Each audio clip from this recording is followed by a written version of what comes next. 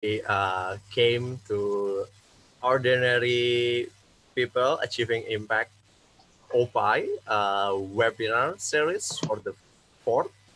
So today we already have our uh, consecutive moderator, Mr. Irshad, and we Yes. already have two panelists in here. Thank you, everyone that already. I think there are some problems. Ordinary Oh, people achieve. Vandri, if you're okay, like I can take Yeah, yeah. over. Yeah, I you will. can. Yeah, and please, Irshad, uh, do your Mm, progress. work my magic. Yes, All well, right. project, and have enjoy this webinar. Thank you, everyone. All right. Thanks so much, everyone watching and everyone in the audience right now.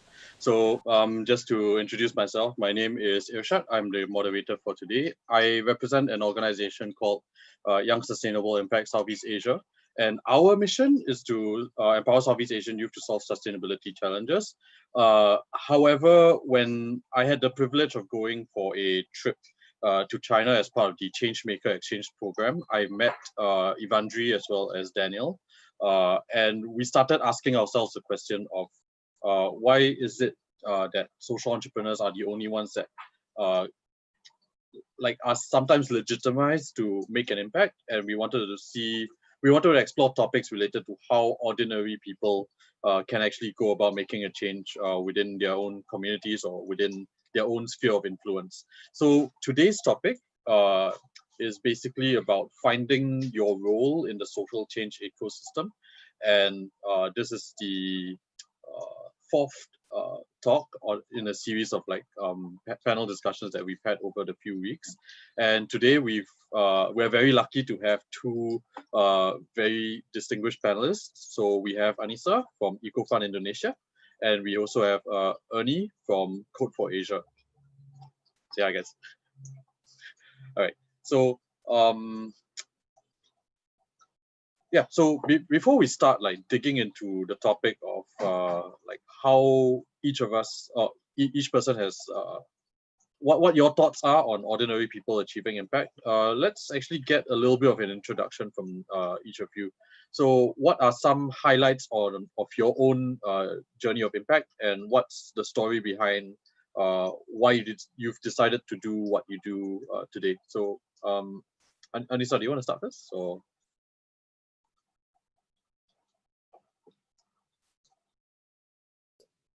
So yeah, thank you, Irshad. So yeah, for the introduction. So hi everyone. It's so nice to meeting you here. I'm Anissa.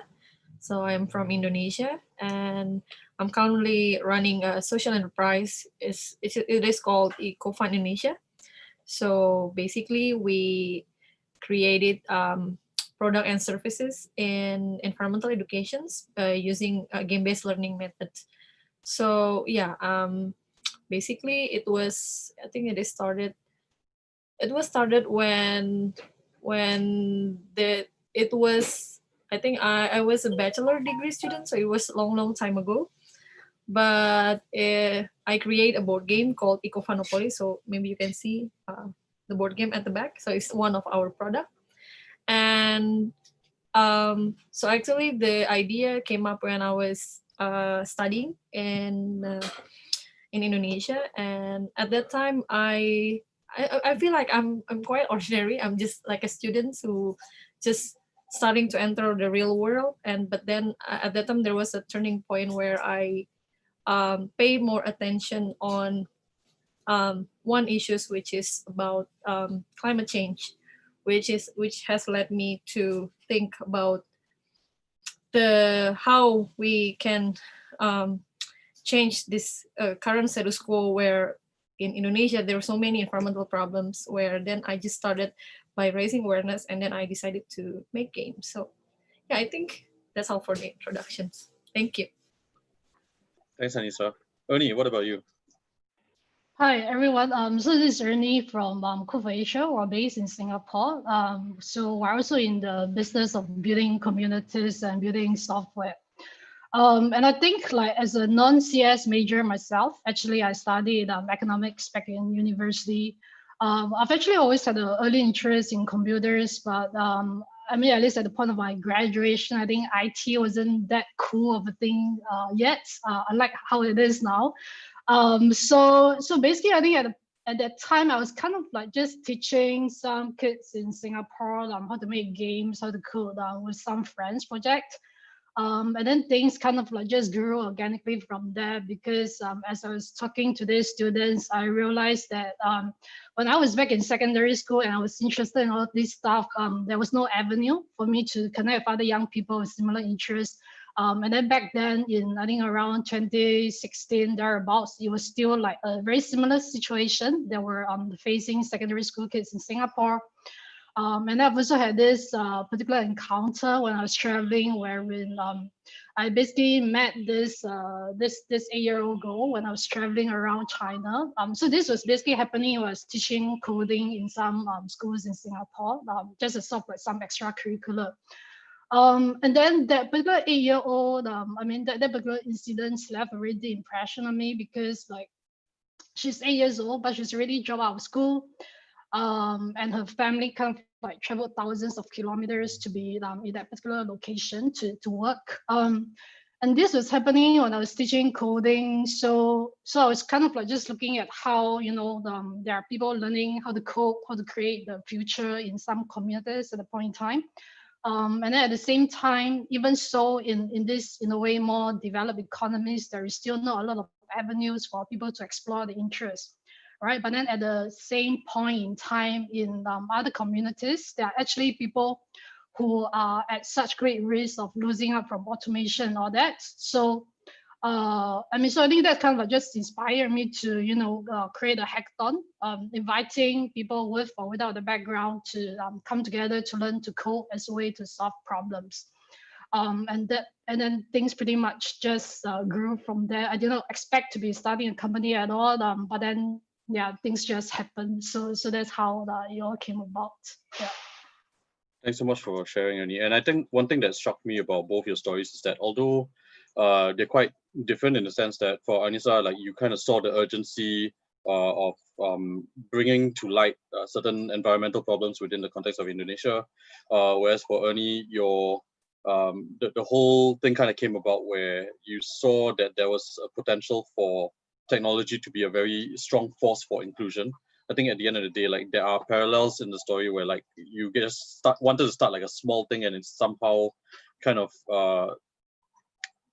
not say balloon, but like snowballed into something bigger than just yourself. And I think that's really quite fascinating.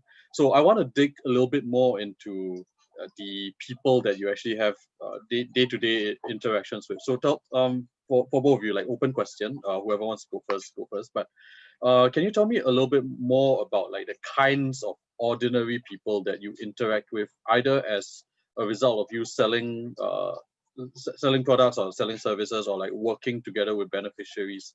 Like who are these ordinary people that you interact with on a daily basis? I guess I can go first. Yeah. I mean, so basically, because our work deals with building communities for people with or without coding backgrounds to come together and solve problems with tech.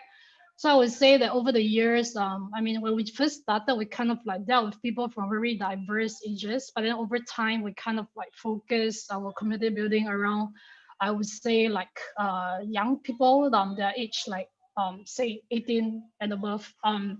So these are really like students from I mean any sort of background, because I think the reality that we live in now is just so that tech is all around us. So it's no longer something that just a particular group of people get to play and to experiment with.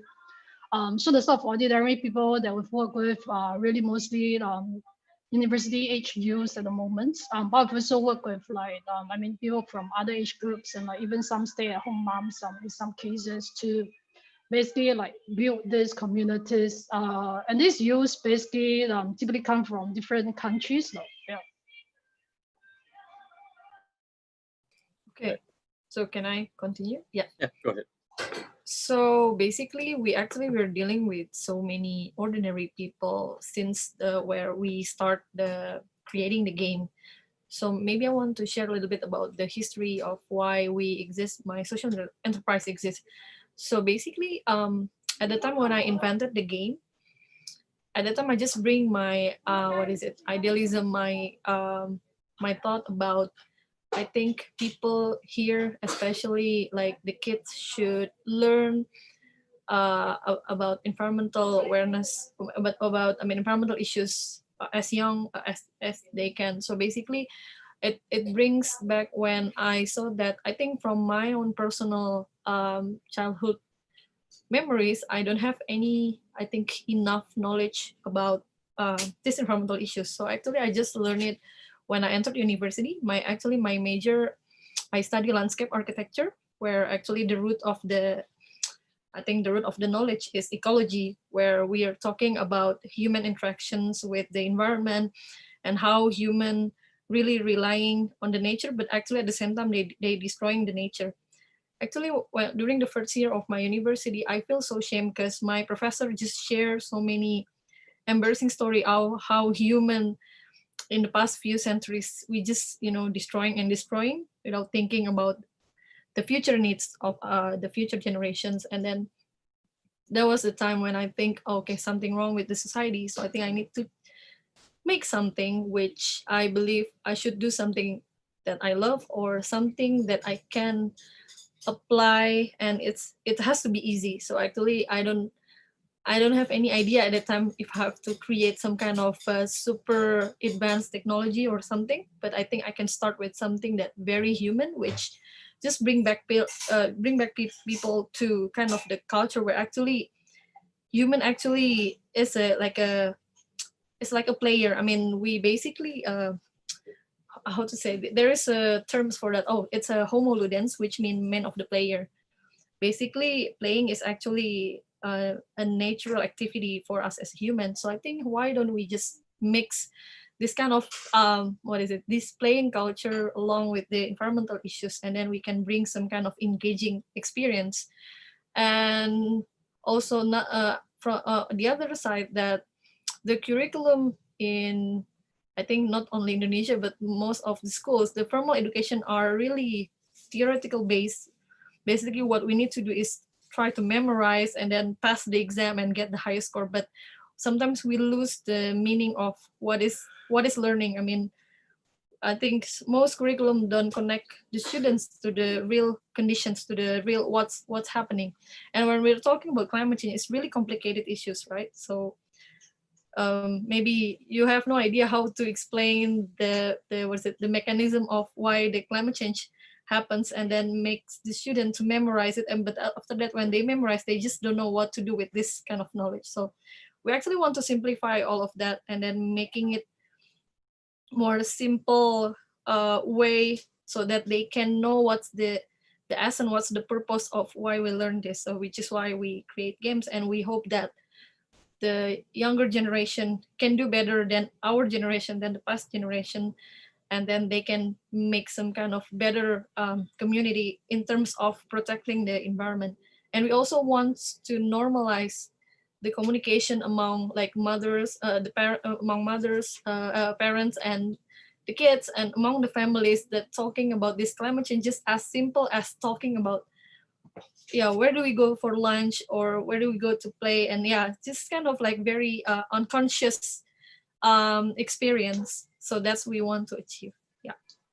Okay, understood. So Anissa, I'm going to ask you a follow-up question related to that about okay, so the kinds of ordinary people that we talk about are both students, but also like people in families, and also I guess anyone who has a theoretical understanding of how climate change is happening, how all of these things are happening, but have no idea how to take it from that theory to some sort of action. So I was wondering whether you could share any interesting anecdotes or stories about people who have gone through the game, or like you've either sold them the board game, or you've gone through like I've seen on your Facebook page that there are like giant versions of the board game. Yeah, That's yeah, quite we cool. have a giant, yes. So like are there any interesting interactions that happen during those sessions, or like after that people tell you about? So yeah, we actually, since we have, I think the game actually have been circulated around Indonesia, and also we have shipped to some countries as well. So we received some story, and when like our customer are encouraged to post their playing experience and tag us, and then we can see the story. So yeah, I think I received some stories, and some stories that I remember. Yeah, there was one mom. Oh, actually, she purchased the game. She wants to use it at home, so she wants to play with the kids. Because I think there are many parents that feel really tired with the digital games. Actually, I'm not against with the digital. I play digital game as well, but well, like some parents are thinking that I think my child should have another real experience rather than just staring at one smartphone and playing for the whole day. So yeah, and then when she played the game with the kids, actually, her daughter is like 7 years old, 7 or 8 years old, and then I think she sent WhatsApp to us, and yeah, she said, oh yeah, I played the game, and she said that she actually has no idea with this carbon emission thing, with all of this, that the earth is dying. But then when she play with her daughter, and then like I think just several hours after they play the game, actually the game that she purchased, we actually have several series. The one that she purchased is about carbon emission. So it's actually the mission is the players learn to manage their carbon footprint based on what they have done. So it's kind of like truth or dare games as well. So, and after they play the game, and then suddenly the the mom just finished from the bathroom, and when she go out from the bedroom, and then she forgot to turn off the lights, and then the daughter told her that, mom, turn off the lights or you can get carbon. So she's quite surprised with that, like, oh, how did she know that? So it's kind of like very what is it, inspiring story for me, because maybe the daughter has no idea with the carbon things, with the chemical, but actually she knows the consequences of like just letting our bad behavior that can contribute a small portion of carbon emission. So yeah, I think that's one of a good story that we had. Wow, that's fascinating. Like the fact that even as a 7 or 8 year old, they're Yeah, yeah, still able to understand like the complexity. Well, maybe not the full complexity, but yeah, understand yeah. the direct relationship and actually have taken a step into telling someone that like, hey, there's something that you can do about it. Wow, that's Yeah, very yeah, interesting. yeah, yeah. Actually, that's what we want to achieve. Just like finding some small effects. Even we know that changing behavior is really huge challenge, right? Because we cannot change, like people's behavior just one away in one day or 1 month. So it has to be nurture and has to be consistently applied. Yeah, yeah, That's very cool. And going over to Ernie, so on the flip side, like the stuff that you do mainly related to hackathons, like different programs. From my understanding, you also have an involvement with uh, helping university students curate modules for themselves within the university as well. So I think the question I want to ask you is basically like throughout uh, the process of like doing all these, like bringing people together, trying to get people to have some sort of like tangible output. Like, are there any interesting stories of um, people coming together and basically being able to find a way to not just bring something into the world, but also bring something into the world that has some sort of like societal impact, some sort of like positive, like yeah, positive impact. Like, just wanted to hear your like one or two stories. Like 2 stories is good. I know you have a lot of stories. I mean, I guess like I feel like actually when we do this hackathons, right? People are actually mostly entering with ideas. So like everyone kind of like already has that idea in their heads about how they can change the world. So yeah, I mean, I could talk on and on about these projects. But I think like what I've seen to be really inspiring is really when we see participants kind of like collaborating and sharing the experiences with each other. In a sense that so for example, I think for one of our winning teams from last year, when we talked to them subsequently, actually I was quite surprised to learn that initially they were not even thinking about participating in the competition, because like I mean, and then when we sort of like reflected on that, we realized it's because in a way I guess like um people still need that sort of like, validation and encouragement to take part, to be a part of something, right? Like, I think many people are probably giving themselves less credit for what they are doing, in the sense that actually they are probably kind of like changing the world in their own ways. But maybe in that they do not sort of like slap themselves with the label of a social entrepreneur, right? Kind of like which is what you are sort of like talking about. This whole capacity for ordinary people to create impact. So what I find to be surprising or interesting for me from the competitions is actually that for hackathon, for competition, that a lot of non-coders see as this intimidating thing where techies get together and create magic. Actually, even the people inside, probably need some encouragement to be there. It's really a lot of this sort of like social relationships and the influences around you that kind of like nudges you one way or another. And I think that particular insight about how one winning team may not have even taken part if it were not for somebody else's encouragement was actually really interesting for me. And what happened at the boot camp, because we also sort of like organize boot camps for these winners from different countries to come together and connect and to learn from each other. And I think what was interesting that emerged from the bootcamp was just so that I mean, we kind of like just saw how people were sharing their tips and advice with each other, and you really very quickly realize that I think in the world that we live in now, when it comes to learning, right? Everyone is both a teacher and a student. So even I think, especially in the tech world, because no one knows all these different technologies, and then there is always a new framework. So a lot of the things that people do are kind of like standing on somebody else's shoulder and learning from your peers and all that. And I mean, seeing that through the sort of like actual experiences of some of our participants and looking at how that has pushed them forward, I think to me, illuminating in the sense that I think the social element to community building, to even tech, basically is actually really important and salient at the end of the day. I mean, and then like I guess like apart from that, there are also like many times in which we feel like we ourselves as organizers are schooled by like younger kids, because like actually in a way we tend to focus our marketing around university age youth, simply because it's a lot easier. But every year, like you kind of like get a few really like super young whiz kids who are just like building stuff that makes you feel like what was I doing at the age. I think like for this year, the youngest that we had were like 11 or 13 years old. And they were like building something for office workers to kind of like distress during this pandemic when you're working from home and all that.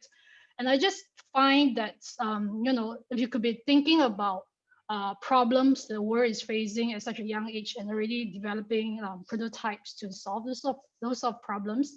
I mean, I can't wait to see what they will do or what they will build next. And I think it's really kind of like little stories like this from the community themselves that really inspire us with regards to the design of our programs and how we can further like bring out that and realize that potential in the people that we work with.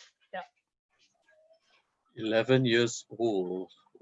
Okay, that is really, really young. So I think that's quite interesting, like the stuff that you said. And specifically the point on your anecdote where the winning team in one of the hackathons may not have even wanted to apply because they felt too intimidated, or like they didn't think that they were cut out for it. Like that's an insight that I honestly didn't expect. The fact that just a little bit of encouragement of like that presence of an opportunity and that willingness to just take the plunge is something that is coming together and that is strengthened by a community that actually is very encouraging. It's some like it does help in unleashing people's potentials and what thanks so much for sharing that, Ernie. Okay, so I think there are quite a few points that you guys have raised through telling these like anecdotes, but let's talk about something a little bit more general.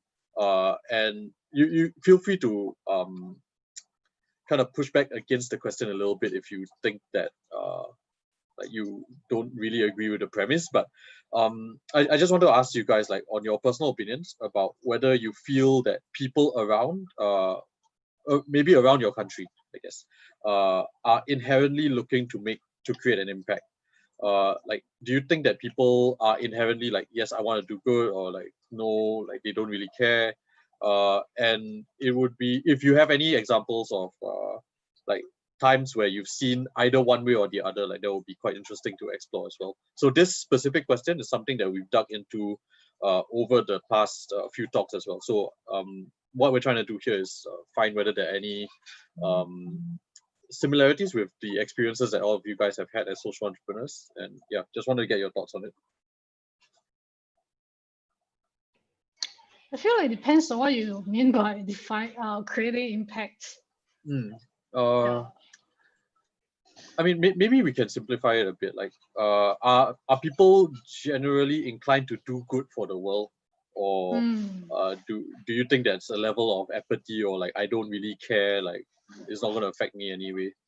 Like, what do you think is the general? Like, I know that obviously exists like some people that are one way or some people that are another way, but as a general feeling, based on your own experience, being on the ground, interacting with people yourselves, like what's your take on it? Okay, I mean, I actually feel like unless someone is a psychopath, I mean, I'm of the assumption that I think most people actually want to be good, want to do good. And it just may not come across as that sometimes, probably because of like the different interests that we have, the different communities and the different norms and the different starting points that we have. I mean, but yeah, I mean, this might not be answering the question from a sort of like what the Singaporean community feels about creating impact and all that. But I think basically you're coming from the point of view that whether you're Singaporean, whether you're Chinese, whether you're Indonesian, whichever part of the world that you're from, yeah, unless you're a psychopath, I think that most people want to actually do good, just that they may not be aware of the action, of the consequences of the actions on other people, or because of the environment that they're brought up in, it has made them look at the world a certain way. Yeah. And I think that's a fair response. Like, just because you didn't answer the question of like yes or no doesn't mean that.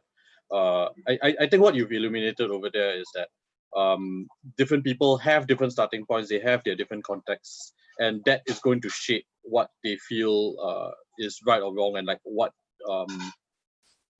goes on in their minds when they decide to take specific action. So that in itself was a pretty illuminating answer, so. Right. Appreciate I mean, I basically think that no one sort of like sets out to be evil and destroy the world. I mean, unless you have yeah, maybe some exceptions, but let's not go into that. Anyway, Anissa, what about you? What do you think?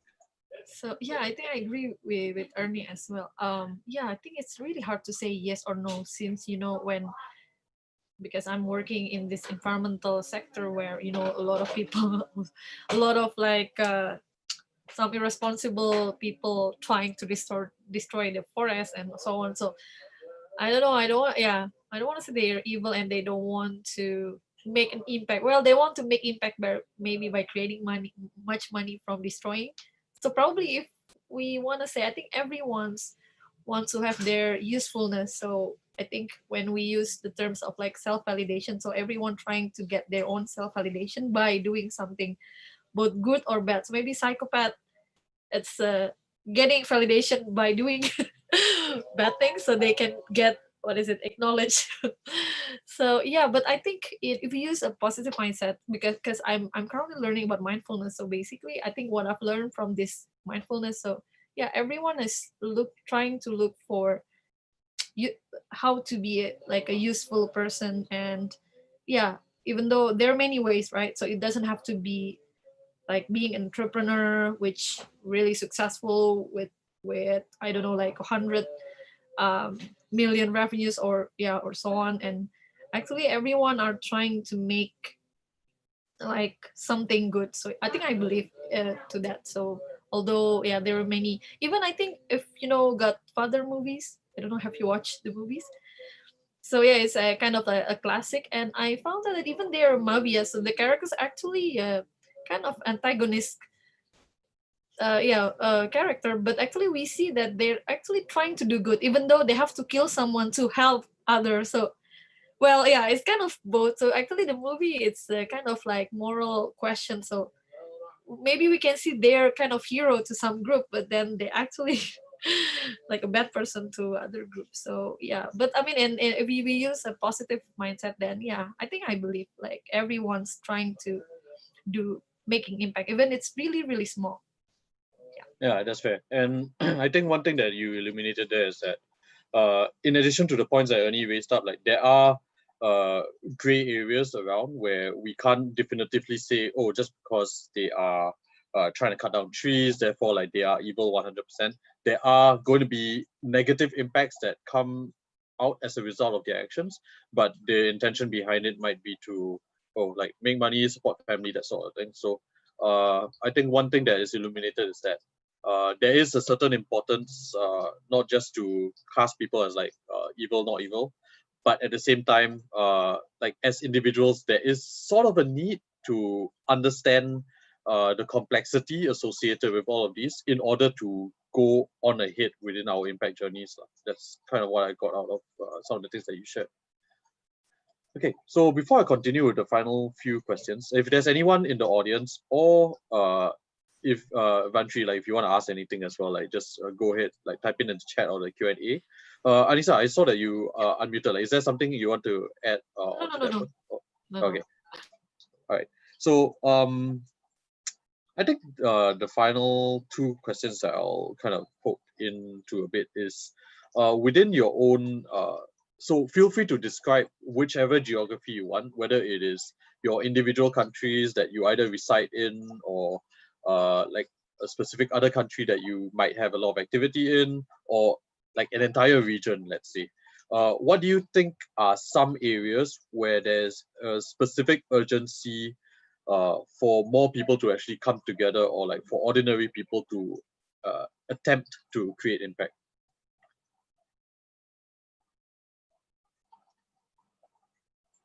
This is one of the other questions that we ask every session. We have been surprised by the very, very different answers that have come out of this.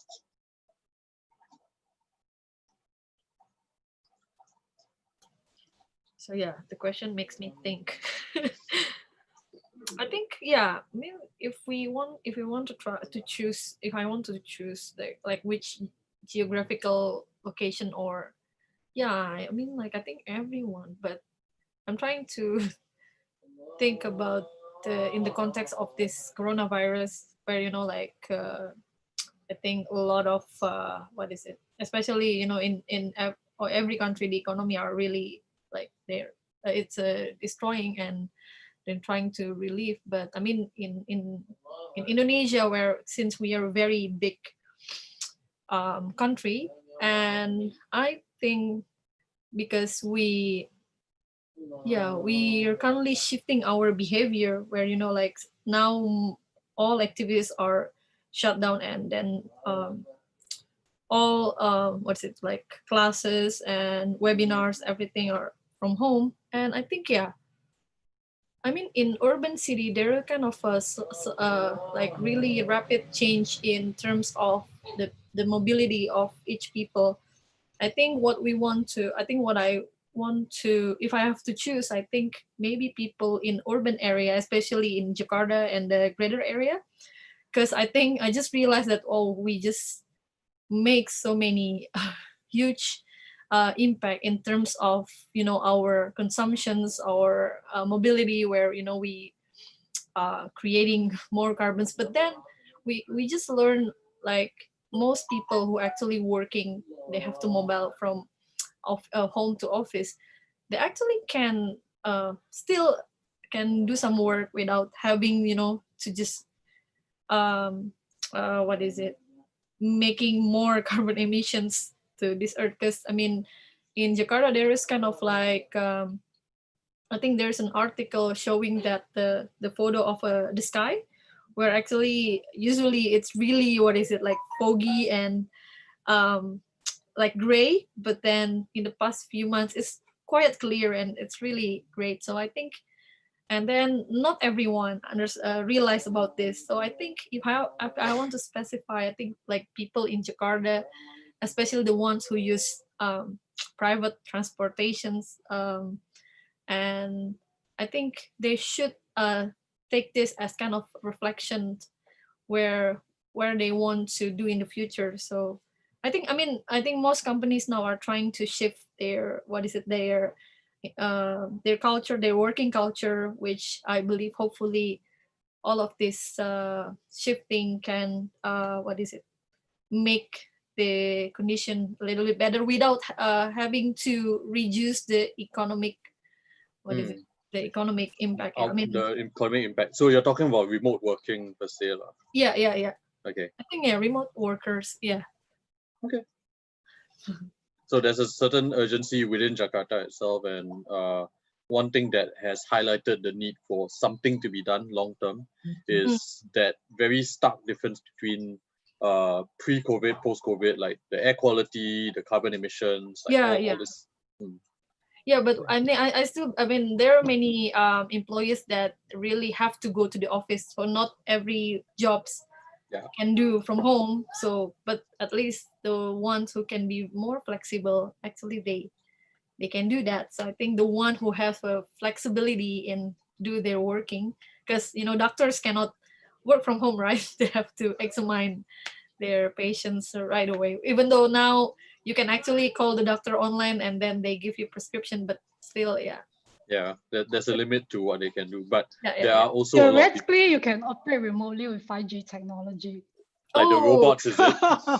Yeah, yeah. like So which is why we theoretically. need technology. Yeah.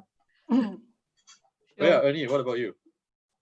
I guess like so as as Anissa was talking about COVID, I was just kind of like just thinking about all the things that's been happening this year, including this regional initiative that we've been designing from Singapore with a few stakeholders for a while now. And I also kind of like just reflecting and realizing that today is actually Chinese Valentine's Day. So 情人节快乐. And here I am on Zoom. And actually, and then I just remember that I also spent my February 14th Valentine's Day also on Zoom. But that was also like in the context of kind of like a call about COVID. And I think at that point in time, back in the middle of February, no one expected COVID to have unfolded the way that it did around the world, because at that point in time, it was still like mostly constrained to China. So I think something that sort of like emerged for me over this few months, just reflecting on how things have quickly changed, how like on the one hand, COVID has been the one single best catalyst of digital transformation, then centuries of CEOs and CIOs added together. But of course, at the same time, it has also introduced a lot of disruptions and challenges and suffering for a lot of people. But I think COVID has also really been that one thing that's really made me realize, as someone who's sort of like grown pretty accustomed to having friends from different cultures and in different countries and all that, that we are indeed interconnected, right? That what someone chooses to do with their diet decision, or what someone chooses to do about whether to go out or not, thousands of kilometers away. In the world that we're living in these days, there is increasingly interconnected and increasingly volatile. Does have a impact on my life. And when we talk about globalization, there's not just the upside of it, but there's also the downside to all this increasing connectedness, right? So I think in light of that, sort of like coming to accept that you can't have your cake and eat it too, right? While we are enjoying all the benefits of having open borders and open flow of people and capital and all that, at the same time, it also does mean that I think unlike the previous era in which a lot of economies are kind of like winner takes all, right?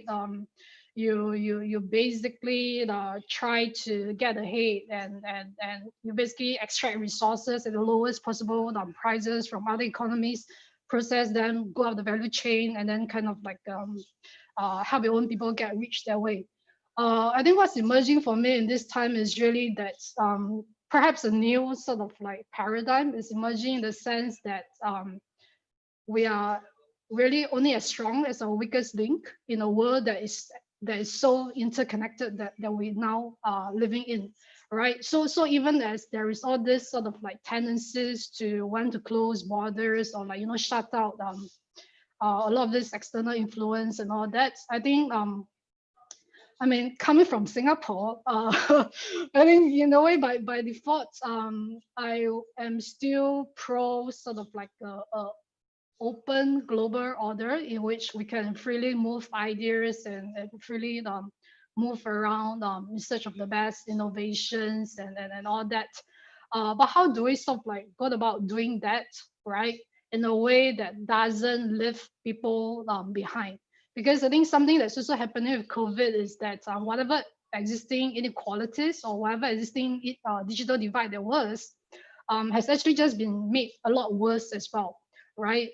Because people without sort of like quick internet connections or the relevant infrastructure will find that they are in a way at the even sort of like they are basically in a way at the shorter end of the stick when it comes to being able to continue working in this sort of condition, or maybe even having access to the most timely updates and all that. So I think something that I do hope that not only Singaporeans, but really Asians and maybe even people, I mean, young people in the world as a whole generally, able to really sort of like work on is how do we basically include everyone when we are trying to create all this tech, create all this digital innovations to solve problems. How do we do it in a way that doesn't widen whatever existing gaps that exist, right? How do we do it in a way that also allows the most vulnerable, the most marginalized to also have a stake at the table? I think those would pretty much be, I think, the issues that define the work that we do. Yeah. Understand. So the way that Anissa took a little bit more of a micro view on like the things that needed to be addressed right now. Ernie, for you, you kind of taken a more macro perspective of how like globalization isn't that new a phenomenon anymore, but we are starting to see not just the benefits of it, but also like the cracks that it has caused. People generally, like, there are certain instances where like people are starting to push back a little bit, but at the same time it is not something that we like, because we're already so interconnected. Like, the question now is like, how do we make it more resilient, how do we make it more inclusive, as opposed to like, how do we get rid of it so that like we won't have this COVID thing happen again. And I think your ultimate point is that the main matter of urgency per se is more that inclusivity aspect. Like, how do we continue to develop, but how do we also continue to make sure that people are not left behind as a result of the potential digital divide that is happening right now. Okay. Yeah. Good That's cool. summary. So there's one last question that I would like to ask before we take any questions from the audience, if there are any questions from the audience. And okay, so the initial question was like, are there any frameworks that you recommend for us to think about the social change ecosystem? But I think I want to broaden that question a bit. Like, are there any resources, any books, anything that you're reading or like doing right now that you think would be interesting for more people to explore, either to help themselves or to give them a better understanding about like social change, sustainability, that anything like that? So any book, any podcast, any research paper, if you really want to recommend them a research paper, that would be great. But yeah, so any resource that you can think about that's interesting to you that you kind of want to share to other people. Yeah, so yeah, during this pandemic, I had a chance to read a lot of books so lately, but I think the one that close to talking about social change ecosystem, I think the the book from Malcolm Gladwell. I don't know if you know that author. Yeah, I think I really like his book. So I think he wrote several books, and I read 3 or 4 of them.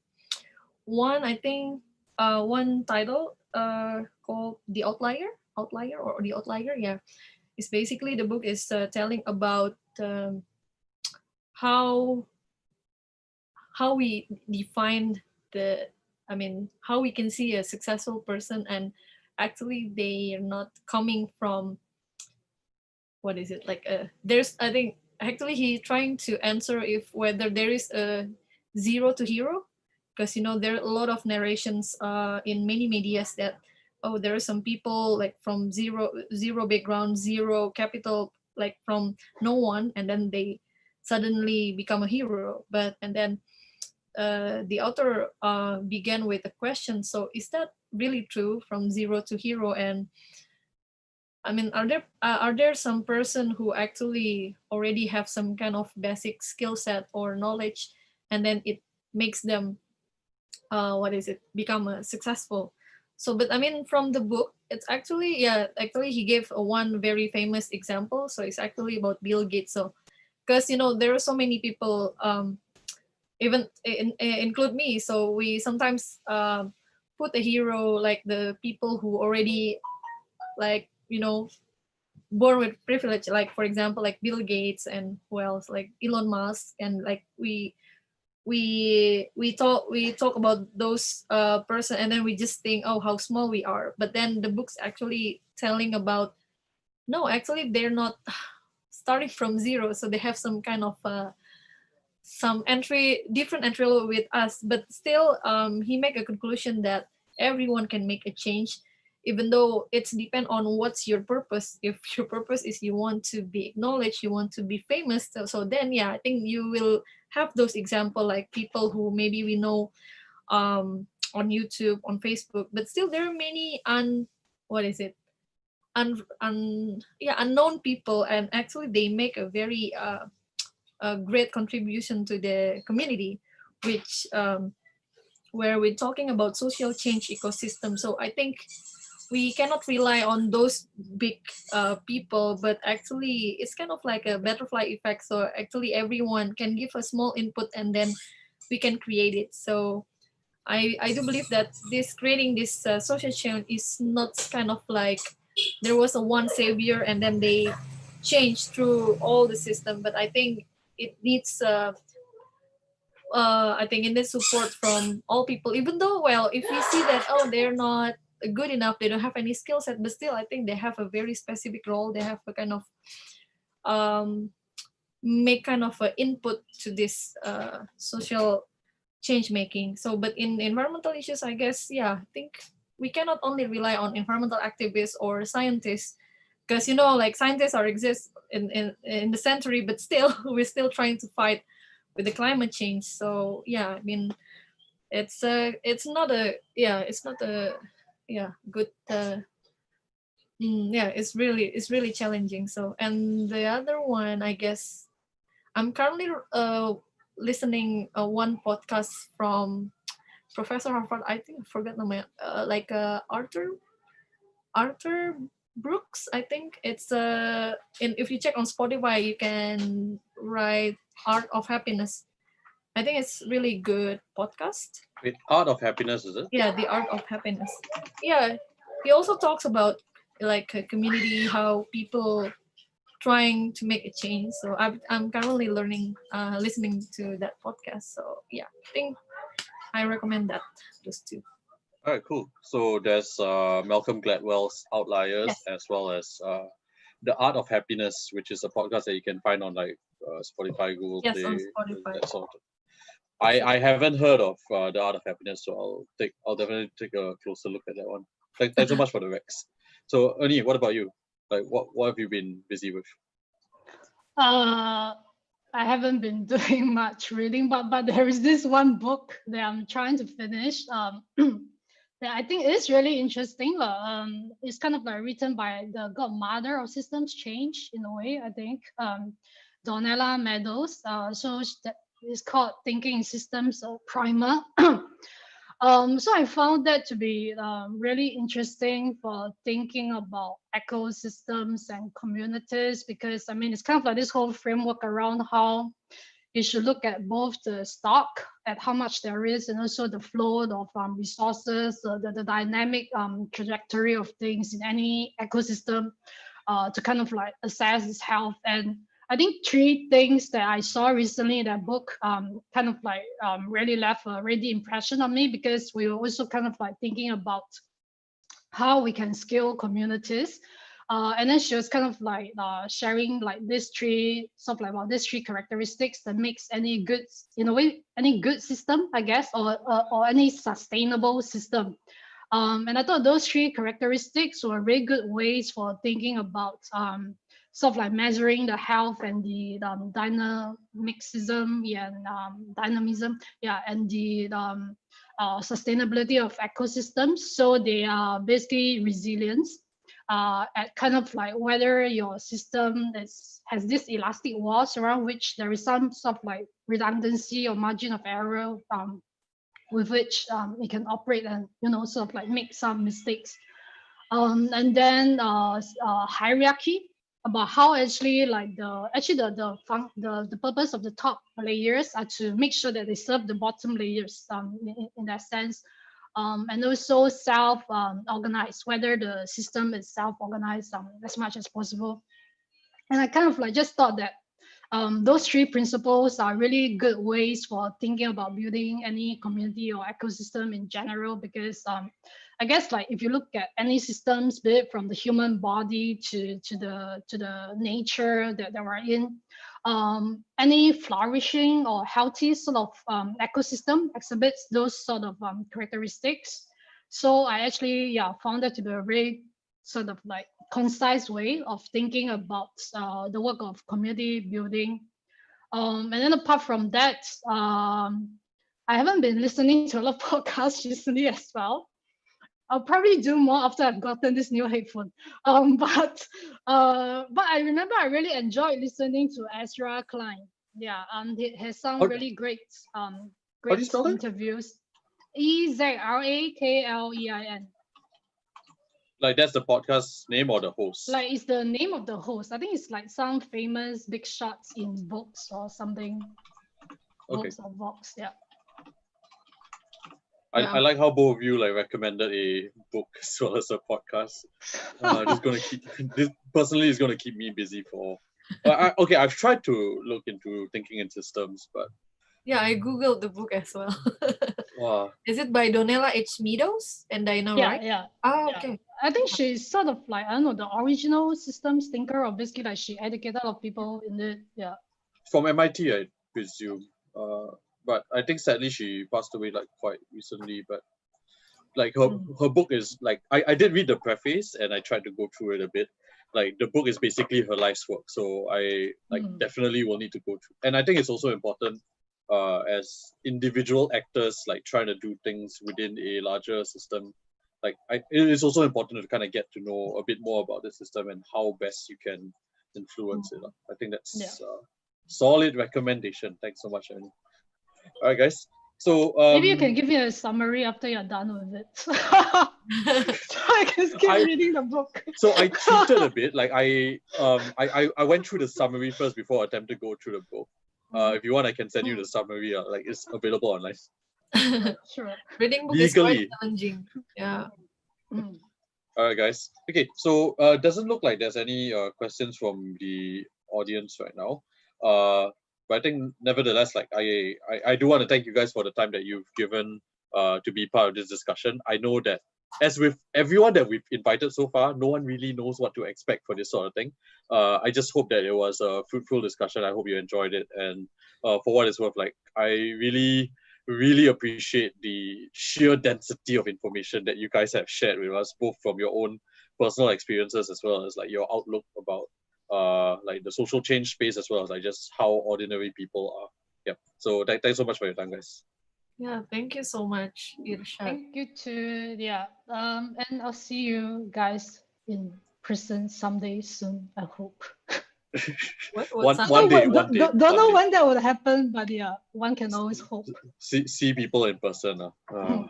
Yeah. We'll see. We'll see. Singapore, okay, lah. Yeah. Sorry. Okay. Yeah. Okay. Okay, Anyway, guys. yeah. Nice seeing y'all over Zoom. Bye bye. Yeah, Bye. thank you Take care, guys. guys. Hope to see Bye. you soon. Mm. Yeah. And thanks so much for the audience that stayed with us till the end. Yeah, and I also hope- thank you, Pandri. I don't know if he's still there. Yes. Oh, no, Please he's went to dinner. Oh, okay. Yes. Okay, I'm come back. Okay.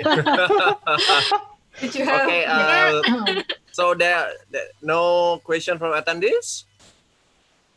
Yeah, I think Yeah, just no in case question. someone wanna ask. I think Yes, we please. have time. Are there any attendees that want to ask? Okay.